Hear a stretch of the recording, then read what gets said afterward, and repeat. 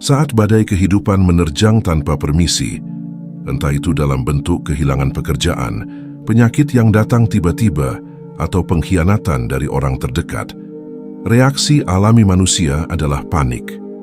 Jantung berdebar kencang, pikiran menjadi keruh, dan cengkeraman dingin ketakutan mulai merayapi jiwa.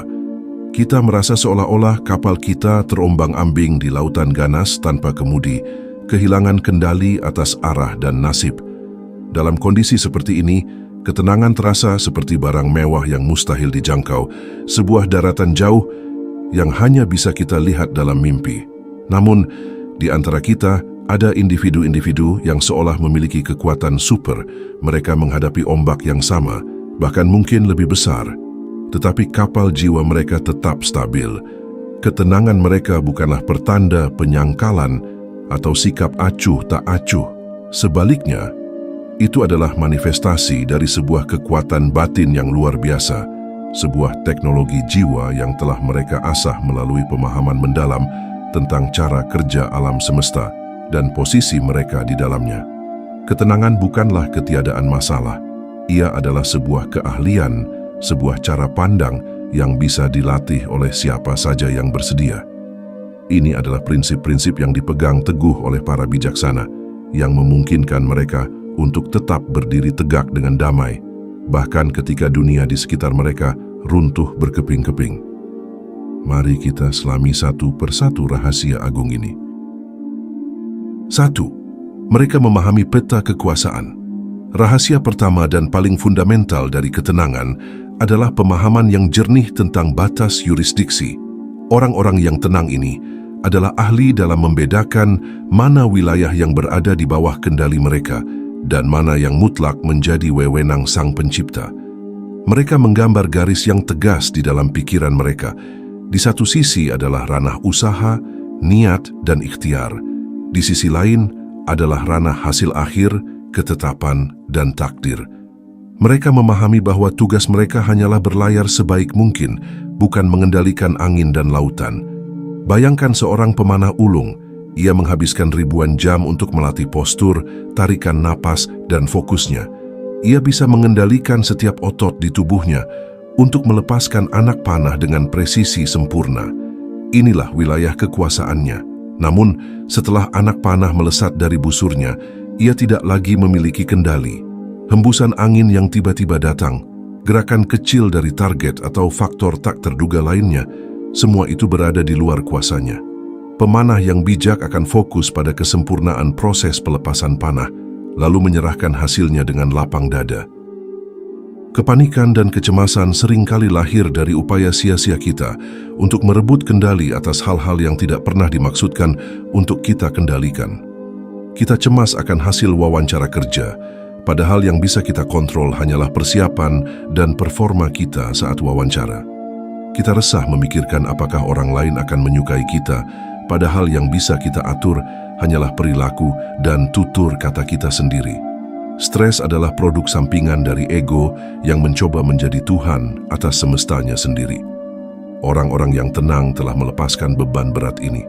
Mereka bekerja keras, berusaha sekuat tenaga, dan merencanakan dengan cermat karena itu adalah domain mereka. Namun, setelah semua itu dilakukan, mereka melepaskan keterikatan pada hasilnya. Penyerahan diri ini bukanlah kepasrahan yang pasif, melainkan sebuah kemitraan aktif dengan Sang Maha Kuasa. Mereka melakukan bagian mereka dengan sungguh-sungguh, lalu membiarkan Sang Sutradara Agung melakukan bagiannya. Dengan memahami peta kekuasaan ini, energi mental mereka menjadi sangat efisien. Mereka tidak menghabiskannya untuk kekhawatiran yang tidak produktif atau penyesalan atas hal-hal yang tak bisa diubah. Energi mereka tercurah sepenuhnya pada saat ini, pada tindakan yang bisa mereka lakukan di sini dan sekarang. Inilah bentuk kebebasan spiritual yang paling murni, melakukan yang terbaik, dan menerima apapun yang terjadi setelahnya sebagai bagian dari sebuah rancangan yang lebih besar. 2. Jangkar mereka tertanam di keabadian. Salah satu sumber kecemasan terbesar manusia adalah perasaan bahwa hidup ini adalah satu-satunya kesempatan yang kita miliki. Dengan pandangan ini, setiap kegagalan terasa fatal dan setiap kehilangan terasa permanen. Namun orang yang tenang beroperasi dari kerangka waktu yang sama sekali berbeda. Jangkar kesadaran mereka tidak tertanam di tanah liat kehidupan dunia yang rapuh, melainkan di bebatuan karang keabadian. Mereka memandang eksistensi saat ini sebagai satu babak singkat dalam sebuah kisah yang jauh lebih besar. Kehidupan dunia ini adalah panggung ujian, sebuah perjalanan singkat yang dirancang untuk membentuk dan memurnikan jiwa. Status, harta, dan bahkan tubuh fisik hanyalah kostum dan properti yang dipinjamkan untuk sementara. Oleh karena itu, ketika salah satu properti ini hilang atau rusak, mereka mungkin merasa sedih, tetapi inti diri mereka tidak terguncang. Mereka tahu identitas sejati mereka, bukanlah peran yang sedang mereka mainkan. Keyakinan pada hari pertanggungjawaban dan keadilan mutlak di kehidupan abadi juga memainkan peran krusial. Mereka percaya bahwa tidak ada satupun perbuatan baik atau kesabaran yang akan sia-sia.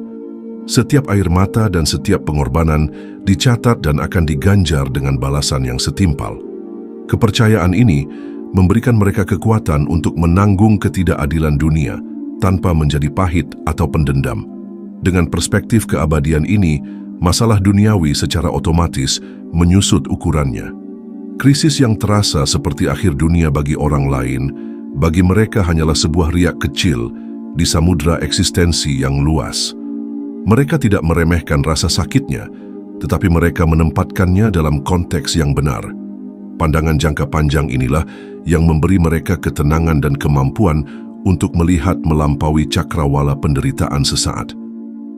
3. Mereka tidak pernah memutus komunikasi.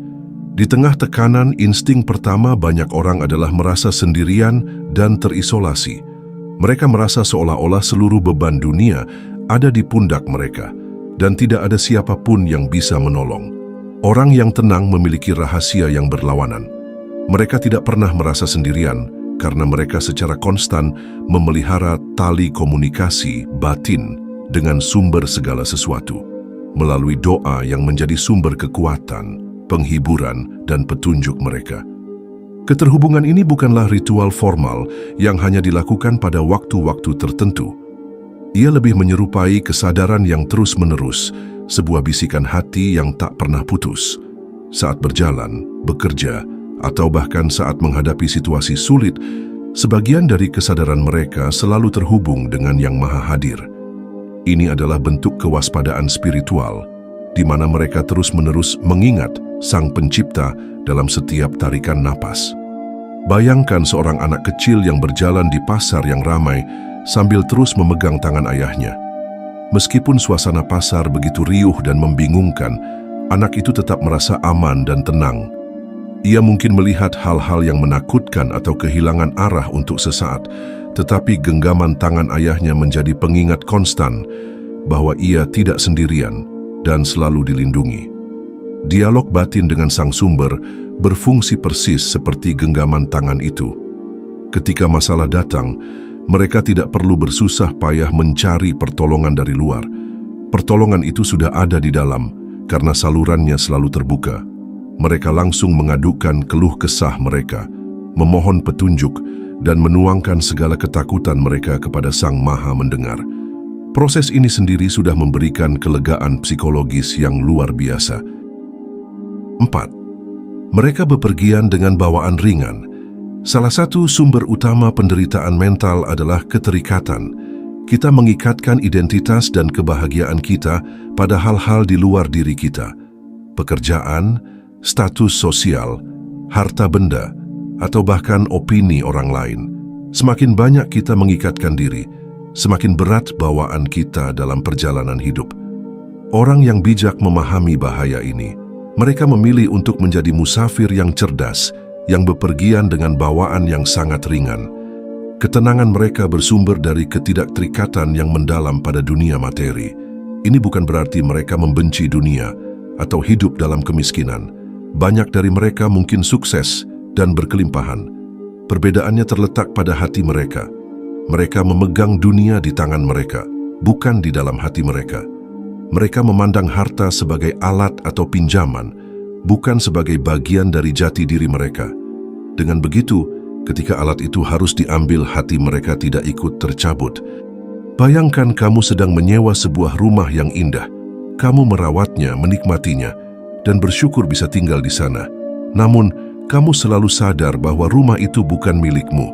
Suatu saat, ketika masa sewa berakhir dan kamu harus pindah, kamu mungkin merasa sedikit sedih, tetapi kamu tidak akan hancur. Kamu tidak akan merasa kehilangan identitas diri karena kamu tidak pernah menyamakan dirimu dengan rumah itu. Inilah cara orang spiritual bijak memandang dunia. Ketidakterikatan ini membebaskan mereka dari dua pencuri kebahagiaan terbesar, ketakutan akan kehilangan dan kecemasan dalam mengejar. Mereka tidak takut kehilangan apa yang mereka miliki, karena mereka tahu itu semua hanya titipan. Mereka juga tidak cemas berlebihan dalam mengejar apa yang tidak mereka miliki, karena kebahagiaan mereka tidak bergantung pada hal itu.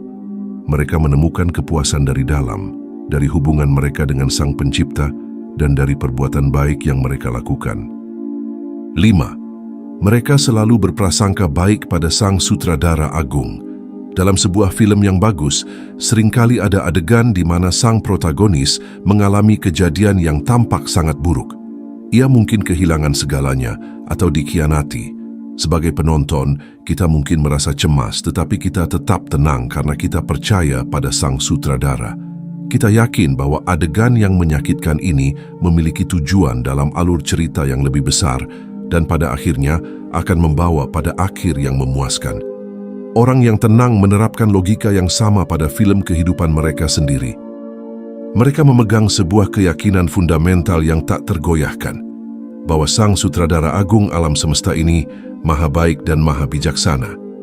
Dengan premis ini, mereka menyimpulkan bahwa tidak mungkin Dia merancang sebuah skenario yang bertujuan akhir untuk mencelakai hamba yang percaya padanya. Mereka percaya dengan sepenuh hati bahwa di balik setiap peristiwa, bahkan yang tampak paling kelam dan tidak adil sekalipun, tersimpan sebuah kebaikan atau hikmah yang tersembunyi. Prasangka baik yang radikal ini berfungsi sebagai perisai mental yang sangat kuat. Ketika musibah menimpa, pikiran mereka tidak langsung melompat ke kesimpulan negatif seperti Tuhan membenciku atau hidup ini tidak adil. Sebaliknya, pikiran mereka secara otomatis mencari kemungkinan-kemungkinan positif. Mungkin ini adalah caranya melindungiku dari bahaya yang lebih besar, atau mungkin ini adalah kesempatan bagiku untuk belajar sesuatu yang sangat penting. Memelihara prasangka baik kepada Sang Pencipta adalah sebuah pilihan sadar. Ini adalah disiplin untuk menolak bisikan keputusasaan dan sinisme. Tentu saja, ini tidak mudah. Emosi manusiawi seperti kesedihan dan kekecewaan tetap ada. Namun, keyakinan dasar mereka tentang sifat baik Sang Pencipta tidak pernah goyah. Keyakinan inilah yang menjadi jangkar yang menahan mereka agar tidak terseret oleh arus emosi negatif. Pada akhirnya, sikap ini mengubah hubungan mereka dengan takdir. Mereka tidak lagi melihat takdir sebagai kekuatan asing yang kejam, melainkan sebagai untaian peristiwa yang ditenun oleh kehendak yang Maha Pengasih. Mereka percaya bahwa bahkan benang hitam penderitaan pun diperlukan untuk menciptakan keindahan pada permadani kehidupan mereka secara keseluruhan. Kepercayaan inilah yang melahirkan rasa aman yang mendalam, sebuah keyakinan bahwa apapun yang terjadi, mereka selalu berada dalam penjagaan yang terbaik. 6. Mereka telah menguasai seni menerima. Inilah puncak dari semuanya, sebuah tingkatan kesadaran yang paling tinggi dan paling sulit dicapai. Jika kesabaran adalah tentang bertahan atau menahan diri saat menghadapi kesulitan, maka rahasia terakhir ini melampaui itu. Ini adalah tentang penerimaan yang total dan damai terhadap apapun ketetapan yang datang. Orang-orang ini tidak lagi melawan atau sekadar menanggung masalah mereka. Mereka menari bersamanya. Ini adalah kondisi batin yang disebut kepasrahan agung, di mana seseorang telah mencapai titik di mana hatinya merasa sepenuhnya damai dengan apapun pilihan Sang Pencipta. Ini bukanlah sikap pasif atau menyerah pada keputusasaan. Sebaliknya, ini adalah ekspresi tertinggi dari cinta dan kepercayaan. Ini adalah kesadaran bahwa kehendak yang maha bijaksana pastilah merupakan pilihan terbaik, bahkan jika akal kita yang terbatas tidak mampu memahaminya. Mencapai level ini berarti telah berhasil merantai ego yang selalu ingin mengontrol dan mendikte kehidupan. Ego inilah yang berteriak, "Ini tidak adil," atau "Seharusnya tidak seperti ini." Jiwa yang tenang telah membisikkan pada egonya, "Kehendaknya lebih baik dari keinginanku dan ilmunya lebih luas dari pengetahuanku." Ini adalah lompatan keyakinan dari logika pikiran ke dalam kebijaksanaan hati. Hasil dari penerimaan total ini adalah kedamaian yang tak terlukiskan. Sebuah ketenangan yang tidak lagi bergantung pada kondisi eksternal, karena ia bersumber dari keselarasan total dengan sumber segala kondisi. Orang-orang ini tentu saja masih melakukan usaha untuk mengubah keadaan, tetapi mereka melakukannya tanpa kecemasan, karena hati mereka telah menerima apapun hasilnya. Mereka telah menemukan surga di dalam batin, sebuah tempat di mana badai dunia luar tidak lagi memiliki kekuatan untuk mengusik kedamaiannya.